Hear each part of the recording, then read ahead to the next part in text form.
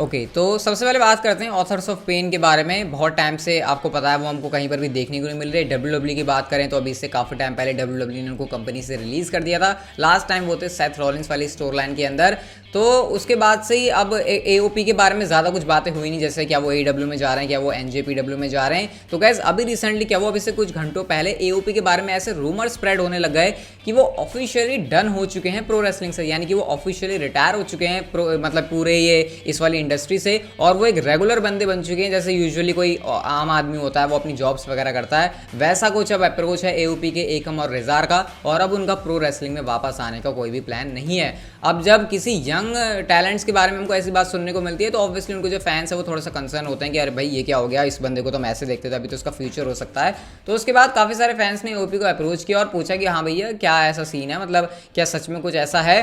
तो गाइज इसके बाद हमको AOP की तरफ से ये पता चलता है क्या सैवेज रिप्लाई किया भाई उन्होंने, दोनों ही सुपरस्टार्स ने सेम पोस्ट डाली सेम कैप्शन के साथ, और ये क्लियरली बता दिया कि भाई अभी हम डन नहीं हुए हैं प्रो रेसलिंग से। और यहाँ पर उन्होंने जो ऐसे एक तरीके से रूमर स्प्रेड कर रहे हैं उनको कॉल किया हुआ है बिचेस। तो ये बड़ा कमाल का रिप्लाई था AOP की तरफ से, और इससे हमको क्लियरली पता चलता है कि भाई जो रूमर्स है वो ट्रू नहीं है, हर बार रूमर्स सही नहीं होते, और AOP के बंदे जो है अभी भी आपको प्रो रेसलिंग सीन के अंदर ही देखने को मिलेंगे। अब अगर आप मेरे से ये पूछते हो कि क्या वो WWE के अंदर आ सकते हैं, तो भाई देखो फिलहाल आपको सीन पता है, जो सुपरस्टार्स WWE के साथ हैं उनका ही नहीं पता कि कब तक वो WWE में रहेंगे। तो भाई कौन बंदा कब मतलब कोई भी कभी भी रिलीज़ हो जाता है, तो ऐसे में जो सुपरस्टार्स रिलीज हैं उनको क्या बुलाएंगे उसके बारे में भाई कुछ कॉमेंट नहीं कर सकते। तो भाई आप में से बहुत सारे लोग AOP के बारे में मुझसे पूछते तो कुछ अपडेट थी तो मैंने आपके साथ शेयर कर दी। बाकी अगर वो किसी प्रमोशन के साथ साइन होते तो भाई वो आपको चैनल के ऊपर जरूर पता लगी जाएगी।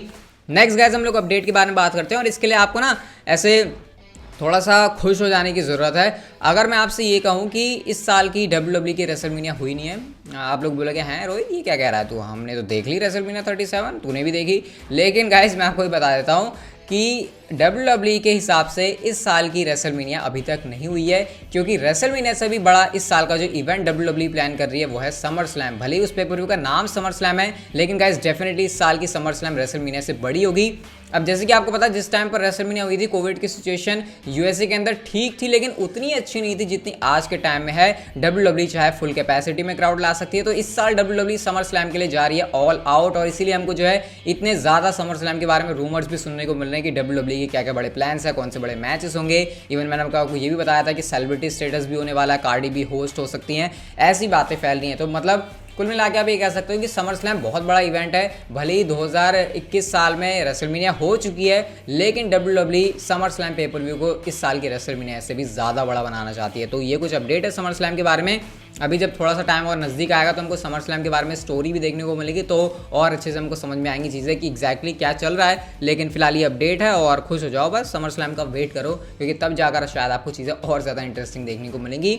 नेक्स्ट गाइस हम लोग बात करते हैं एलिस्टर ब्लैक के बारे में, और एक बड़ा सरप्राइज करने वाला हमें रिपोर्ट मिलती है, और वो ये है कि WWE एलिस्टर ब्लैक को वापस से लाने का प्लान कर रही है। अब आप सोचोगे हैं अभी तो रिलीज हुए, वापस से लाने का क्या प्लान। तो WWE के अंदर बहुत सारे ऐसे लोग हैं जो कि ये मानते हैं कि एलिस्टर ब्लैक को रिलीज करना एक तरीके से थोड़ा सा जल्दीबाजी का डिसीजन था, और उनको बहुत जल्दी रिलीज कर दिया गया, जो कि होना नहीं चाहिए था। और अगर ऐसा है एक्चुअल में WWE के अंदर जो हायर अप्स हैं वो ऐसा सोचते हैं, तो गाइस आपको एलिस्टर ब्लैक वापस से कंपनी में देखने को मिल सकते हैं, क्योंकि उनके अकॉर्डिंग एलिस्टर ब्लैक कंपनी को वैल्यू प्रोवाइड कर सकते हैं। अब मैं अभी ये नहीं कह सकता कि ये रूमर कितना ज़्यादा सच है, इस रिपोर्ट के ऊपर हमको कितना बिलीव करना चाहिए, लेकिन गाइस अगर एलिस्टर ब्लैक वापस आते हैं रिलीज होने के कुछ दिनों के बाद या फिर कुछ महीनों के बाद, तो ना ये एक टाइप से हिस्टोरिक सी चीज़ होगी WWE के अंदर की बंदा रिलीज हुआ और उसकी वैल्यू WWE को समझ में आई, और WWE वापस से उसको लेकर भी आ गई। तो देखते हैं कि हमको एलिस्टर ब्लैक के साथ ये चीज़ देखने को मिलती है या फिर नहीं। लेकिन अभी जैसे कुछ शुरुआती रूमर है इसके बारे में, अभी थोड़ा सा हमको और वेट करना चाहिए। और बाकी जो WWE के फैंस हैं जो एलिस्टर ब्लैक को WWE में कुछ बड़ा करते हुए देखना चाहते हैं, डेफिनेटली उनके लिए तो अच्छी बात होगी, क्योंकि हम चाह रहे थे कि यार वो भी एक WWE के अंदर बड़ा नाम बने। इससे पहले कि उतना बड़ा नाम बनते उनको पहले रिलीज कर दिया। तो देखते हैं एलिस्टर ब्लैक के साथ क्या होता है। लेकिन फिलहाल ये लेटेस्ट अपडेट है एलिस्टर ब्लैक के बारे में, जो कि मैं आपको ज़्यादा से ज़्यादा बता सकता हूँ। ब्रॉन स्ट्रोमैन की बात करें तो जैसे कि आपको पता ही है उनको भी WWE ने रिलीज़ कर दिया था। तो एरिक रोवन जो कि आपको पता है वाइट फैमिली के मेंबर रह चुके हैं ब्रॉन स्ट्रोमैन के साथ, उनकी काफ़ी अच्छी फ्रेंडशिप है उनके साथ। तो उनसे पूछा जाता है ब्रॉन स्ट्रोमैन के रिलीज़ के बारे में, तो एरिक रोवन ने यहाँ पर ये कहा कि देखो आज से ठीक 1 साल पहले जिस पोजीशन पर, जिस स्टेट पर अभी ब्रॉन स्ट्रोमैन है, मैं भी उसी स्टेट पर था क्योंकि मुझे भी कंपनी से रिलीज कर दिया गया था। और उन्होंने ये भी कहा कि आपको ना कभी भी अगर WWE से बड़ी डील मिल जाए तो ऐसा खुश होने की जरूरत नहीं है, क्योंकि WWE के अंदर कुछ भी गारंटीड नहीं होता। और जो है अब स्ट्रोमैन रिलीज हो चुके हैं कंपनी से, लेकिन एक एडवाइस उन्होंने जरूर दी स्ट्रोमैन को। उन्होंने ये कहा कि ये जो तुम्हारा घोड़ा है ना, इसको तुम भगाते हुए रखो, इसको रोकने मत देना, यानी जो ये चीज़ चल रही है इससे मूव ऑन कर जाओ और लाइफ में भी बहुत ज़्यादा अच्छी चीज़ तुम्हारे साथ होने वाली है। तो ये कुछ एडवाइस थी एरिक रोवन की, उनका रिएक्शन था ब्रॉन स्ट्रोमैन के रिलीज पर।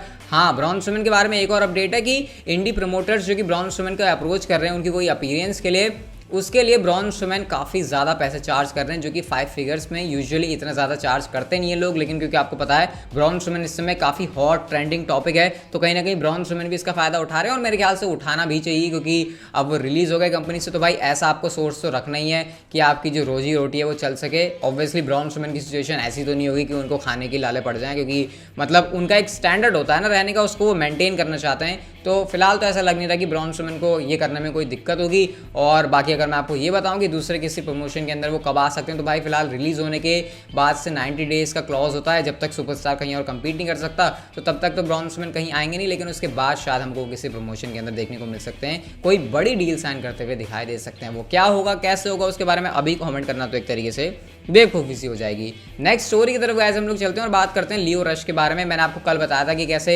शॉकिंग तरीके से लियो रश ने इस बात को रिवील किया कि वो हो चुके हैं प्रो रेसलिंग से रिटायर अपनी इंजरी की वजह से। मैंने आपको बताया था कि उनके आर्म में कुछ प्रॉब्लम है, लेकिन गाइस एग्जैक्ट जो प्रॉब्लम है लियो रश की वो रिवील हो चुकी है और उनका जो AC जॉइंट है वो सेपरेट हो गया था। अब मैं आपको ज़्यादा ऐसे डॉक्टर वाले टर्म में लेके नहीं जाऊँगा, ये समझ लो कि उनके शोल्डर में कुछ एक टाइप से ना हड्डी खिसकने वाला सीन हो गया, कुछ हड्डी में ऐसे प्रॉब्लम हो गई, डिसलोकेशन ऐसा कुछ समझ लो अगर मैं सिंपल वर्ड में बोलूँ। हालांकि ऐसा है नहीं, लेकिन आप समझ लो क्योंकि ये जॉइंट सेपरेशन समझाना थोड़ा सा मुश्किल हो जाएगा।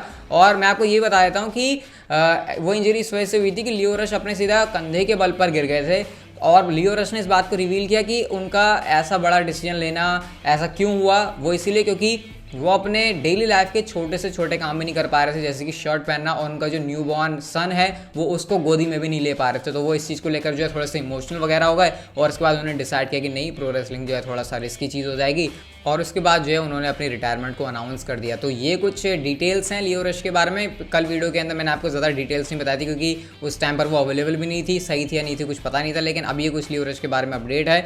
तो हम तो यही विश करेंगे कि जहाँ भी जैसे भी काम करते हैं लियो रश वो फ्यूचर में सक्सेस हासिल करें, और बाकी अगर कभी वो मूड बना लेते दोबारा से प्रो रेसलिंग में आने का तो शायद वो भी एक अच्छी चीज़ होगी, क्योंकि मूड आपको पता है इस इंडस्ट्री के अंदर, इस बिजनेस के अंदर सुपरस्टार्स के चेंज होते ही रहते हैं। नेक्स्ट एंड फाइनल स्टोरी के बारे में बात करते हैं और ये थोड़ी सी कंफ्यूज करने वाली है, कन्फ्लिक्ट करने वाली है, लेकिन मैं आपको बता देता हूँ इस पूरी कहानी का एंड गेम यही है कि या तो आपके एक हाथ में होगा सफ़ेद रसगुल्ला या फिर आपके एक हाथ में होगी रसमलाई। अब आपके सोचोगे ये मैं क्या कह रहा हूँ, तो गाइस ब्रॉक लेसनर को रोक कर इसीलिए WWE ने अभी तक रखा हुआ है क्योंकि according to new reports WWE चाहती है रोमन रेंस को उस लेवल तक पहुंचने के लिए कि वो ब्रॉक लेसनर के साथ एक कमाल की फ्यूड दे सकें। इसी वजह से ब्रॉक लेसनर अभी तक वापस नहीं आए हैं और ब्रॉक लेसनर वापस आएंगे तो उनको अपनी पहली ही फ्यूड मिलेगी अगेंस्ट रोमन रेंस। ये आया है लेटेस्ट अपडेट ब्रॉक लेसनर के रिटर्न के बारे में। अब आपको पता है ब्रॉक लेसनर के रिटर्न कब करेंगे, obviously summer slam pay per view के अंदर आने के उनके पूरे चांस हैं, उससे पहले भी आ सकते हैं, लेकिन WWE समर स्लैम में ही उनका रिटर्न करवाएगी क्योंकि समर स्लैम को बड़ा धमाका दिखाना चाहते हैं। तो ऐसे में यहाँ पर जो रिपोर्ट्स आ रही थी ना Roman Reigns versus John Cena के मैच की,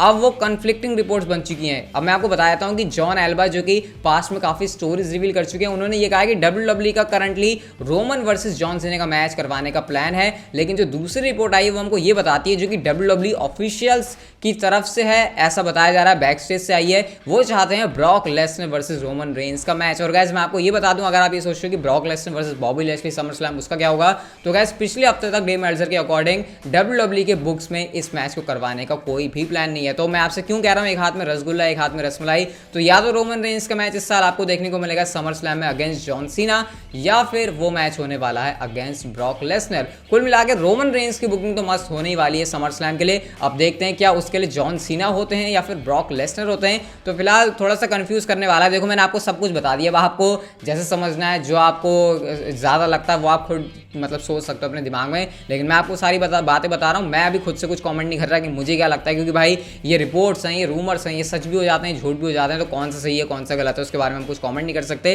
लेकिन कुल मिला के समर स्लैम तो मस्त होने वाली है, क्योंकि जब ब्रॉक लेसनर आते हैं तो भी मजा है, रोमन रेंस के साथ मैच होता है तो भी अच्छा है, और जॉन सीना आते हैं तो फिर मजा ही मजा है। खैर हमारी जो आज की वीडियो थी यहीं तक की थी। अगर आपको अच्छी लगी तो लाइक कर दो, इस चैनल को सब्सक्राइब करके नोटिफिकेशन बेल को ऑन कर दो, and see you guys in my next video.